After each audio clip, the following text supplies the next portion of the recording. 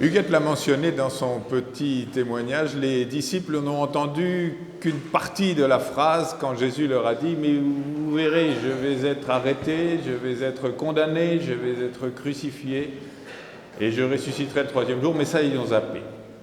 Pour quelle raison ? Le cœur humain n'est pas en mesure, de façon naturelle, de saisir ces événements de Dieu dans l'histoire des hommes. Et c'est pourquoi, d'ailleurs, Jésus va ouvrir l'esprit des disciples pour qu'ils le comprennent. Et c'est ce que nous allons faire maintenant. Nous allons demander à Dieu de bien vouloir ouvrir nos cœurs à ces paroles que nous allons lire dans les Écritures afin qu'elles puissent aller là où elles doivent aller, c'est-à-dire la transformation de nos vies et une vie joyeusement engagée dans le Christ, à la suite du Christ ressuscité. Nous prions. Père Céleste, nous sommes à ton écoute, nous venons vers toi humblement, mais aussi avec un peu d'audace, sachant que nous osons te demander que ton Saint-Esprit vienne éclairer nos vies et nos cœurs et nos oreilles et notre compréhension et notre raison. Nous qui sommes bien lents à croire ce qu'ont dit les prophètes, nous qui avons des foi petites, viens à notre secours, réponds à notre prière au nom de Jésus-Christ. Par ta grâce. Amen. Voilà, nous aurons deux lectures aujourd'hui qui vont s'afficher devant vous. La première, c'est une lecture dans l'évangile de Luc. Vous connaissez les pèlerins d'Emmaüs, comme on les appelle. Le mot pèlerin est abusif. C'est simplement les piétons qui allaient d'un endroit à un autre. Donc on en fait tout de suite une affaire et on les appelle les pèlerins. Mais ils n'étaient pas en pèlerinage, ils allaient simplement d'une maison à une autre. Donc c'était des piétons. Et ils ont rencontré Jésus sans le savoir en chemin. Jésus s'est révélé ensuite à eux, à leur domicile, là où ils étaient arrivés, à Emmaüs, dans le village d'Emmaüs. Et puis Jésus disparaît à nouveau et les disciples sont tellement bouleversés qu'ils font demi-tour et ils font le chemin inverse. Ils vont d'Emmaüs à Jérusalem pour aller rencontrer leurs collègues, les apôtres, mais aussi d'autres disciples. Et c'est là que nous les prenons dans notre récit, en Luc. En se levant à l'heure même, il y a peut-être des différences de lecture, mais vous verrez, c'est minime. En se levant à l'heure même, ils retournèrent, c'est Cléopas et son collègue, donc ces piétons qui vont d'Emmaüs à Jérusalem. En se levant à l'heure même, ils retournèrent à Jérusalem et trouvèrent réunis les 11, c'est-à-dire les apôtres, sans Judas, et ceux qui étaient avec eux. Ces gens, ces apôtres et ces disciples disaient « Le Seigneur est réellement ressuscité ». Et il est apparu à Simon. Eux aussi, c'est-à-dire les piétons d'Emmaüs, eux aussi racontaient les choses qui étaient arrivées en chemin et comment il avait été, Jésus, comment avait été reconnu par eux dans la fraction du pain. Et comme il disait encore ces choses, Jésus apparut au milieu d'eux. Il se présenta et il leur dit « La paix soit avec vous ». Mais remplis de crainte, effrayés, ils pensaient voir un esprit. Et il leur dit « Pourquoi êtes-vous troublés et pourquoi montent-ils des pensées dans vos cœurs ? Voyez mes mains et mes pieds, car c'est bien moi, touchez-moi et voyez, car un esprit n'a pas de chair ni d'os, comme vous voyez que j'ai. » Et en disant cela, il leur montra ses mains et ses pieds. Mais comme dans leur joie, ils ne croyaient pas encore et qu'ils étaient dans l'admiration, il leur dit « Avez-vous ici quelque chose à manger ?» Ils lui présentèrent un morceau de poisson grillé et un rayon de miel. Et en ayant pris, il mangea devant eux. Voilà la lecture des deux textes, la parole de Dieu. Non, il me manque le dernier. C'est l'essentiel puisque c'est mon texte sur lequel portera la prédication. Pardon. Le second texte est tiré d'une lettre que Paul envoie aux chrétiens qui habitent la ville de Corinthe. Et il leur dit beaucoup de choses sur la souffrance, la situation des hommes, etc. Et le texte que nous allons lire se trouve au chapitre 5, du verset 1 au verset 5, et je vais faire précéder cette lecture du verset juste avant, c'est-à-dire le verset 18 du chapitre 4. Voici donc le verset 18 du chapitre 4, c'est Paul qui parle. Pour nous, nous regardons non pas aux choses visibles, mais à celles qui sont invisibles. Car les choses visibles sont passagères et les visibles sont éternelles. Nous savons en effet que si cette tente où nous habitons sur la terre est détruite, nous avons dans le ciel un édifice qui est l'ouvrage de Dieu, une demeure éternelle qui n'a pas été faite de main d'homme. Aussi gémissons-nous dans cette tente, désirant revêtir notre domicile céleste. Si du moins nous sommes trouvés vêtus et non pas nus. Car tandis que nous sommes dans cette tente, nous gémissons, accablés, parce que nous voulons non pas nous dépouiller, mais nous revêtir, afin que ce qui est mortel soit englouti par la vie.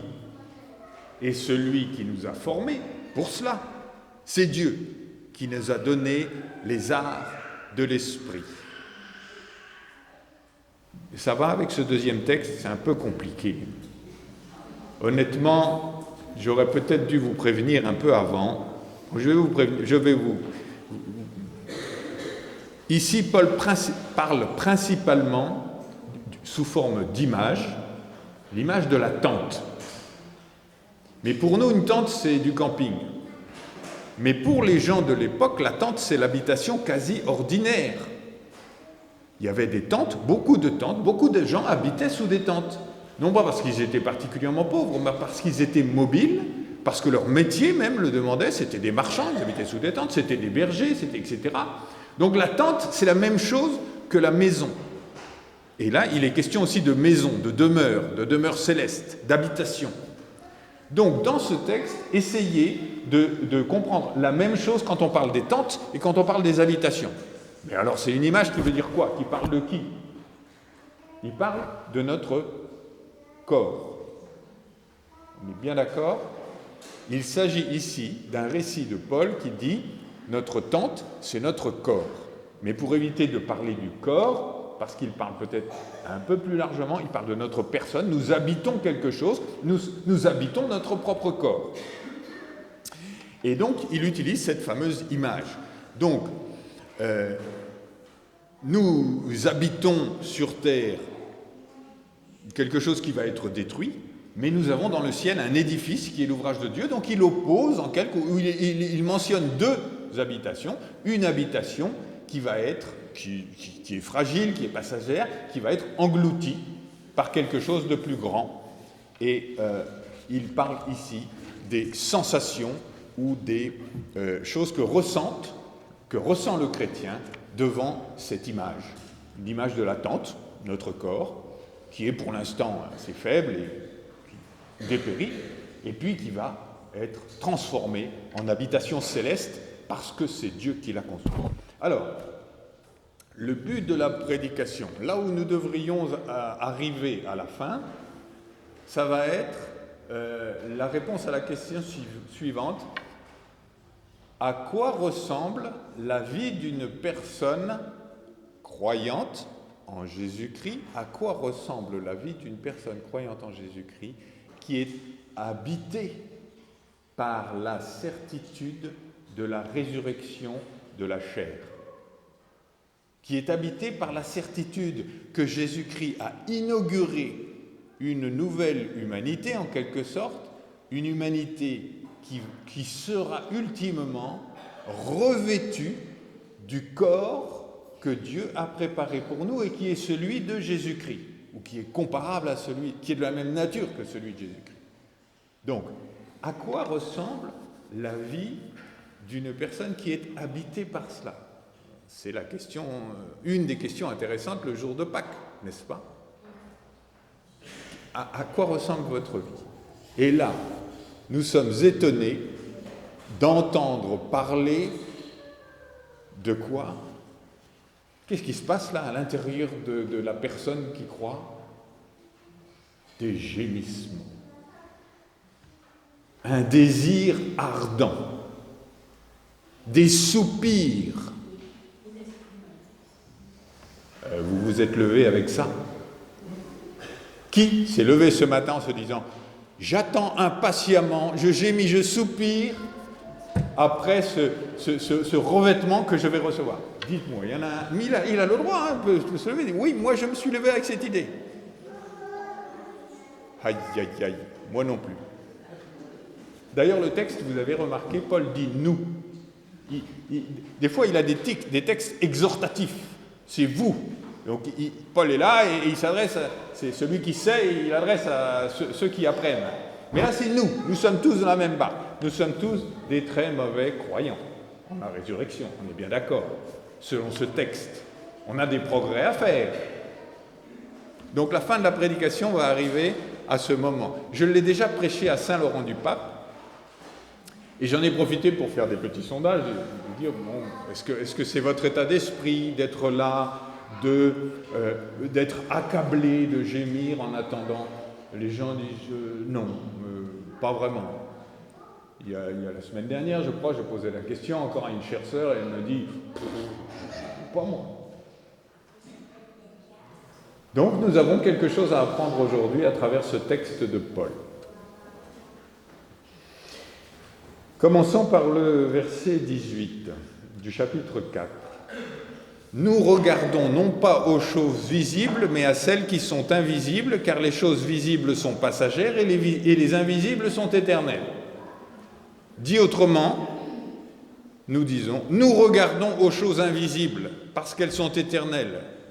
Nous ne regardons pas aux choses visibles, parce qu'elles sont provisoires, transitoires, passagères. Il est dit ici, textuellement, mot à mot, nous regardons aux choses invisibles. Comment vous faites? Comment faites-vous pour voir des choses qu'on ne voit pas? Mais là, il dit, regardez des choses invisibles. Il y a dans le choix de ce vocabulaire quelque chose de très important. Paul est juif, il est pharisien, il a étudié très profondément la foi juive d'Abraham, d'Isaac, de Jacob, la Torah, l'Ancien Testament. Et il sait très bien que Dieu nous a toujours avertis, méfiez-vous de ce que l'on voit et prêtez attention à ce que je vous dis. L'homme est ainsi fait, l'être humain est ainsi fait qu'il est impressionné par ce qu'il voit.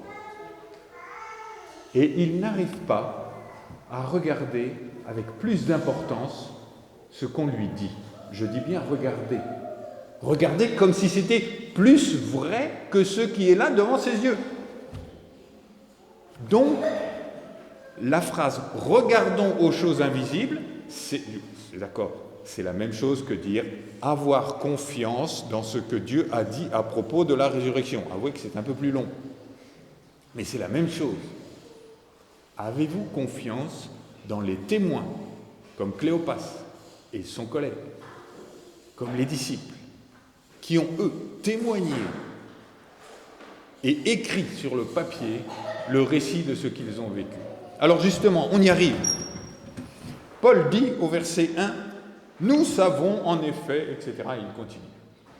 Il est en train de parler de choses qu'ils savent. Mais de quoi parle-t-il? Il parle de la résurrection. Mais il en parle comme quelque chose qui doit être acquis. C'est-à-dire que notre connaissance, mais plus qu'intellectuelle, tout ce qui habite notre vie doit être bien clairement défini, on n'a plus besoin d'y revenir. Il dit « nous savons que ».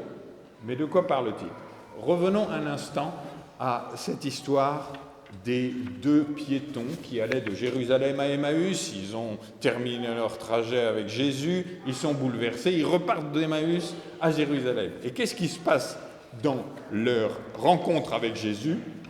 Avez-vous constaté dans la lecture de ce texte combien leur cœur est perturbé. Vous avez remarqué quelques mots qui sont utilisés. Ils sont dans la crainte, ils sont tout effrayés, ils sont troublés, d'après Jésus. Pourquoi êtes-vous troublés? Leur cœur est habité par des pensées, semble-t-il, tout à fait contradictoires ou brouillées, puisque Jésus leur dit « Pourquoi vous avez ces pensées dans vos cœurs ?» Et il dit un peu plus loin « Comme ils ne croyaient pas encore, si vous ne croyez pas encore tout à fait à la résurrection, vous avez des frères et sœurs ici dans ce texte. Ne vous dites pas « Je suis un mauvais chrétien, j'y arriverai jamais ». Écoutez ce qui est dit, regardez les textes et laissez-vous envahir en quelque sorte par ce témoignage. Ils sont dans la joie. Ils sont dans la joie, mais ils ne croient pas encore. Comment on peut faire les deux? C'est confus, c'est très très confus. Ils sont dans l'admiration. Ils sont fascinés. Jésus est là, ils le reconnaissent bien. Et que va faire Jésus? Tenez-vous bien, il va prendre du temps pour leur dire « Regardez ce qui est visible. Regardez ce qui est visible. Touchez ce qui est visible. Constatez, comme un enquêteur le ferait dans une enquête criminelle. Venez. Bon, apportez-moi à manger, puisque vous croyez que je suis un esprit. Apportez-moi ce que vous avez là. Qu'est-ce qu'il y a? Un poisson, ok. Du miel, ok. Regarde, je prends le poisson. Il prend le poisson et il mange. Et il avale. Il prend du miel. Vous voyez la scène? Eux qui voyaient bien Jésus, mais qui s'est dit, c'est pas possible. On sait très bien que quand on meurt, on est mort. Jamais personne n'est revenu. Quoique, il y en a qui ont ressuscité, mais ils sont remorts. Personne n'a jamais vaincu la mort. Ils sont donc très troublés. Alors, Jésus prend le temps pour leur dire, regardez ce qui est visible, ce que vous avez sous les yeux. Eh bien, ce que vous avez sous les yeux, ce sont les réalités invisibles. Eux vont témoigner de ce qu'ils ont touché du doigt pour nous parler de ce qui va devenir invisible, puisque le Christ, ressuscité, va monter auprès du Père. Et nous n'avons pas été témoins de ces choses. Donc voilà que Jésus se sert de choses matérielles pour prouver quoi précisément? Ce que l'on appelle en langage théologique la résurrection corporelle, la résurrection de la chair. Vous touchez du doigt maintenant ce que ça signifie pour vous. C'est vous, en chair et en os, qui allez ressusciter de la même manière que Jésus est ressuscité et s'est montré. On y est? Ça se clarifie pour vous. Vous allez ressusciter. Vous qui avez placé votre confiance en Jésus-Christ, il va le faire. Il dit, je retourne maintenant, je quitte les pèlerins d'Emmaüs, je retourne à notre texte où il dit, c'est Dieu qui nous a formés pour cela. Verset 5 de 2 Corinthiens, je suis de retour dans 2 Corinthiens. 2 Corinthiens, verset 5, Dieu nous a formés pour cela. De la même manière qu'il a créé et formé cette création dans laquelle nous sommes avec ses limitations, voilà qu'il nous apprend qu'il nous a formés pourquoi? Pour la résurrection. Il nous a formés pour cet instant où nous allons revêtir une nouvelle tente, une nouvelle habitation qui va engloutir la précédente. Un petit mot sur la dernière expression, et après on en arrive à l'essentiel, on en arrive au gémissement, on y arrive aux plaintes, à l'attente, on y arrive. On va travailler là-dessus aujourd'hui, c'est plutôt ça qui va nous occuper. Dieu nous a donné les arts. Vous voyez ce que c'est des arts? Vous voyez ce que c'est un acompte? Alors en droit français, il y a une différence entre un acompte et des arts. Hein. Mais bon, on va rester sur le plus simple. Des arts, ça veut dire quoi? Ça veut dire que si vous voulez acheter quelque chose, vous déposez une somme d'argent en garantie du sérieux de votre décision. Et c'est à ce point vrai que si vous voulez changer d'avis et ne pas acheter la chose, vous perdez les arbres. Maintenant, on renverse la situation. C'est Dieu qui s'engage dans un projet, on va dire un projet d'achat. C'est un peu vrai, dans le sens de l'esclave qui est racheté. Dieu s'engage dans un projet d'achat. Figurez-vous que Dieu nous dit ici, noir sur blanc, qu'il fait un gage des arbres. Autrement dit, il va sécuriser ce moment dont on parle, où nous serons transformés à l'image de Jésus-Christ. Et César, c'est quoi? C'est pas César, c'est acompte. C'est quoi? Dans le texte, c'est lui-même. C'est le Saint-Esprit. Et là, il y a une petite erreur qui est fréquemment faite dans la compréhension de ce verset, c'est que les arts, ce serait une partie du Saint-Esprit. Non. Le don du Saint-Esprit, c'est le don d'une personne tout entière qui vient, Dieu lui-même, qui vient habiter en vous. Vous êtes l'habitation du Saint-Esprit. C'est un peu trop long pour développer cette question, c'est une autre prédication. Mais puisque le texte le mentionne, je vous rappelle le sérieux de cet engagement de Dieu qui va jusqu'à venir avant par le Saint-Esprit en nous. Maintenant, à nous deux, nous, mauvais chrétiens de foi petite, vous n'avez pas gémi ce matin. Vous n'avez pas désiré ardemment d'être revêtus de cette nouvelle demeure. Mais à quoi pensez-vous? Quelles sont vos occupations? Je plaisante, mais en fait, le texte est un peu sévère malgré tout. C'est sérieux, là. Paul est en train de décrire, l'air de rien, le quotidien de ces chrétiens, lui, ses équipiers, les croyants de Corinthe, et il leur dit à plusieurs reprises, on relit le verset 2 et le verset 4.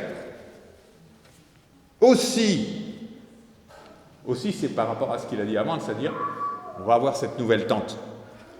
Aussi, nous gémissons dans cette tente actuelle, désirant, et le texte grec est plus fort que simplement désirant, il faudrait traduire désirant ardemment, ou ayant en nous un feu ardent, une attente, une grande attente, désirant ardemment revêtir notre domicile terrestre. Verset 4, comme si ça ne suffisait pas. Car tandis que nous sommes dans cette tente, nous gémissons, nous sommes accablés, parce que nous voulons, non pas nous dépouiller, mais nous voulons nous revêtir afin que ce qui est mortel soit englouti par la vie. Quel projet, quel avenir, quel enthousiasme! Ils ne pensent qu'à ça. Et nous, on pense à rien. Il faut bien être honnête. Alors c'est un peu triste, c'est un peu accablant. Un jour de résurrection, ne pas être transformé par cette attente de la résurrection. Alors, plutôt que de rester sur un constat d'échec, de manque, on va essayer de mettre en place quelques ateliers pratiques pour faire grandir ce qui est encore très petit, mais qui va peut-être prendre, et sans doute, prendre de plus en plus d'importance dans vos vies et devenir une attente ardente. Alors, on va commencer par des exercices pratiques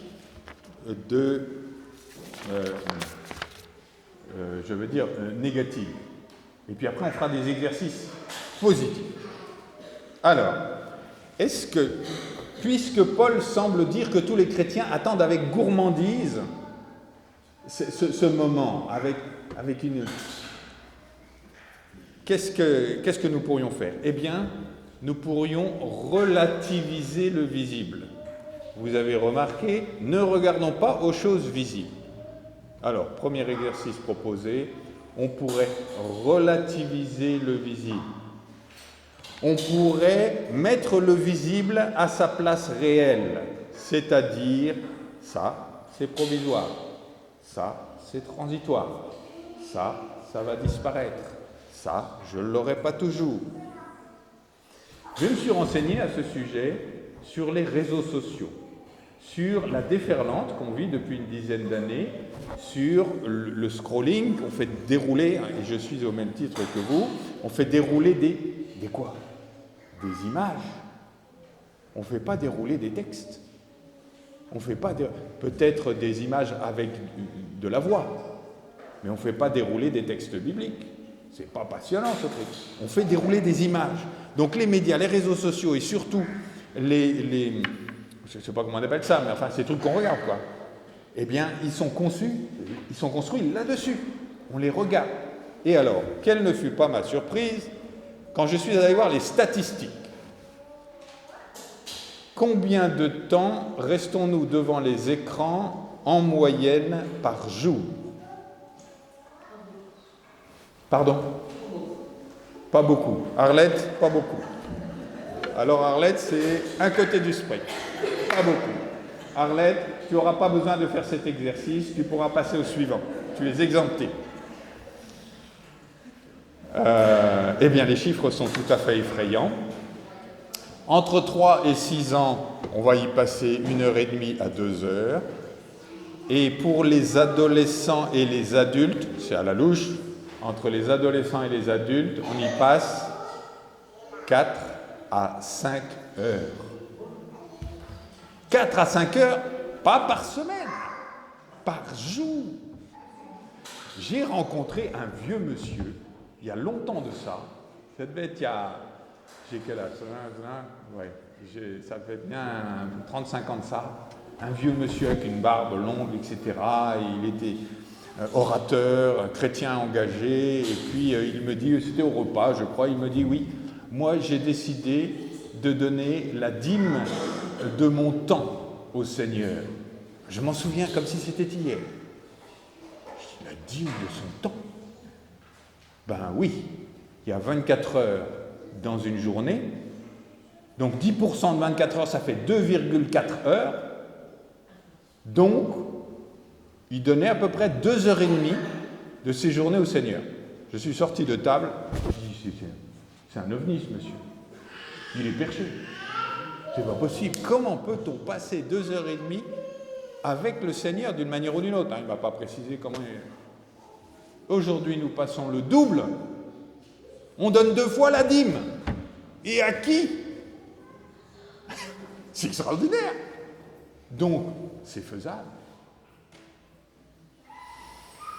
Ça, c'est le premier exercice. Arlette n'a pas besoin de le faire. Si vous avez besoin de le faire, regardez. Il y a peut-être des mesures à prendre. Moi, j'ai des mesures à prendre, personnellement. Ensuite, deuxième exercice dans la logique de retrancher. Voyager léger. Qui veut aller loin, ménage sa monture. Regardez de quelle manière vous pouvez faire le ménage chez vous, au sens littéral, c'est-à-dire enlever des tas d'objets qui vous préoccupent, jusqu'à changer de maison. Vous avez un château avec 5 chambres qui cause des tas de tracas. Vous avez 3 voitures, 4 voitures. Non. Est-ce qu'il n'y a pas voyager léger, changer, pour une tente, pour une yourte? Peut-être pas jusque-là. Hein? Ça vous plairait ça, Daniel, non, une yourte? Non, pas trop. Voyager léger. Y a-t-il pas des choses à faire? Maintenant, positif. Donner de l'importance aux choses invisibles, les voir grandir devant nos yeux. Eh bien, vous pouvez écouter. C'est très, très israélite. C'est très enraciné depuis 4000 ans, 5000 ans. Écoutez, écoutez, écoutez. Et aujourd'hui, on n'a pas d'excuse. Vous prenez la voiture, vous avez un petit trajet d'une demi-heure, d'un quart d'heure, vous écoutez un podcast. Et là, je ne vais pas vous donner la liste des podcasts à faire. Vous choisirez, vous, ce que vous avez envie d'écouter, mais qui vont vous ouvrir les yeux sur les choses invisibles. Vous pouvez écouter la Bible aussi, puisqu'elle est largement disponible en version audio. Vous pouvez prendre du temps pour lire la Bible et lire des livres. Le dernier sondage IFOP sur la lecture de la Bible dans le monde protestant donne la moyenne de 2 lectures par semaine de la Bible. Je pense que ça ne fait pas beaucoup. Accepter une parole pastorale, là, je pense que ce n'est pas assez. Il vous faut retrouver, si vous vous êtes éloigné de la pratique de la lecture de la Bible quotidienne, il vous faut revenir et reprendre votre Bible, même si c'est un court passage, même si c'est qu'un seul verset. Vous pouvez toujours dans les ateliers, Arlette, vous y êtes toujours là? Vous avez des ateliers à faire là? Vous avez des progrès dans la lecture de la Bible à faire? Pour moi, lire la Bible, c'est journalièrement. C'est journellement. C'est journellement. Voilà. C'est très important. De la même manière, prier. Alors là, vous pouvez demander à quelqu'un qui est un loser là-dedans, c'est moi, je suis très mauvais prieur. J'ai jamais réussi à rentrer dans une vie de prière qui s'appelle une vie de prière. Je sais ce que ça coûte, je sais combien c'est difficile, surtout pour des hommes qui aiment beaucoup agir, bricoler, faire quelque chose. Pour moi, prière, c'est difficile. Donc je comprends que ce soit difficile. Néanmoins, prier sans cesse, ça peut être quelque chose à mettre en place. Si la prière, si la lecture, si écouter est difficile, faites-le, mais vous pouvez chanter.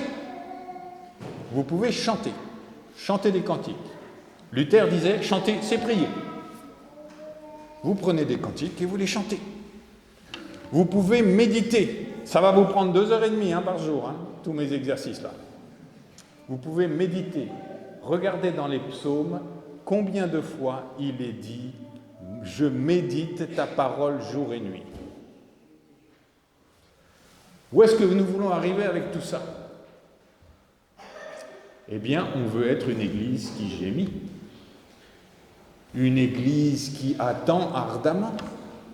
Une église qui est habitée par son espérance dans la résurrection. Vous avez encore 2-3 minutes? On va essayer d'aborder une question un peu difficile. Vous avez remarqué que dans le texte, comment Paul dit, c'est très curieux qu'il dise ça, tandis que nous sommes dans cette tente, c'est-à-dire ce corps aujourd'hui dans son état, nous gémissons accablés parce que nous voulons, tenez-vous bien, non pas vous dépouiller, mais nous revêtir. Qu'est-ce qu'il a voulu dire? Pourquoi il a précisé « nous ne voulons pas nous dépouiller, mais nous voulons nous revêtir ». Alors, réfléchissez bien et faites un comparatif des religions. Toutes les religions, y compris la religion chrétienne, préconisent de se dépouiller. Dans quel but? Dans le but de gagner la faveur des dieux, des esprits, des vibrations intercosmiques, de Dieu lui-même. Et là, Paul dit, comprenez bien votre attente et vos gémissements et votre désir ardent. C'est pas parce que vous en avez marre de ce que vous avez. C'est pas parce que vous êtes dans la persécution ou dans la souffrance. Il en parle dans le contexte. C'est pas parce qu'on a envie de c'est pas parce qu'on veut démissionner de notre vie aujourd'hui. Mais c'est parce que la vision de notre résurrection corporelle est telle qu'on ne peut qu'attendre ce qui va durer et ne pas s'agripper après ce qui reste. Donc nous voulons être une église qui attend avec ardeur, qui gémit, qui est accablée et qui cherche. Alors c'est complètement contradictoire avec ce que Daniel, je lui ai cassé sa liturgie. Daniel dit c'est la joie. Eh bien, vous pouvez gémir joyeusement. Comment on fait? Eh bien, on fait comme l'enfant qui est assis sur la banquette arrière et qui dit aux passagers devant là, c'est quand qu'on arrive. J'en vois que ça parle. Ah oui, je vois ce que c'est. C'est quand qu'on arrive tous les 5 minutes, c'est quand qu'on arrive. Pourquoi? Parce que l'enfant Il sait ce qu'il y a à l'arrivée. Peut-être que c'est mamie, peut-être que c'est la plage, je ne sais pas quoi. Donc il est excité, il a envie d'arriver. Ça n'a aucun sens là d'être dans cette voiture à rien faire. Donc il gémit positivement. Il est dans la joie. Voilà, il gémit joyeusement. Il a une ardeur de détente. Donc voilà notre objectif.